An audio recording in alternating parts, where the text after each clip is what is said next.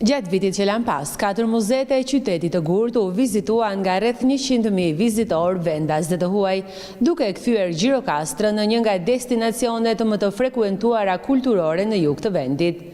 Edhe pse në numër më të pakët, vizitorët nuk kanë munguar as gjatë ditëve të janarit 2026, pavarësisht temperaturave të ulta, duke treguar se interesi për trashëgimin historike të qytetit mbetet I qëndrueshëm gjatë gjithë vitit. Vizitorët në muze nuk kanë munguar edhe gjatë muajit janar, kanë qenë kryesisht vizitorë të huaj.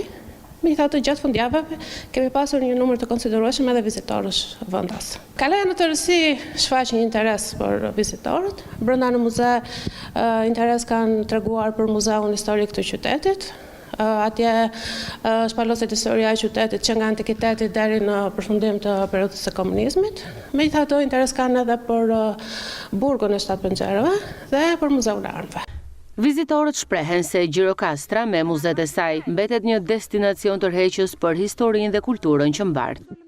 Jetoj në Londër, pas 11 vitesh u ktheva prapë, me nostalgji të madhe u kthyem prapë. Pse zgjodhët të vizitoni muzeet? Për fëmijët tanë, që të shikojnë të ardhmen e Shqipërisë e pasardhësve tanë.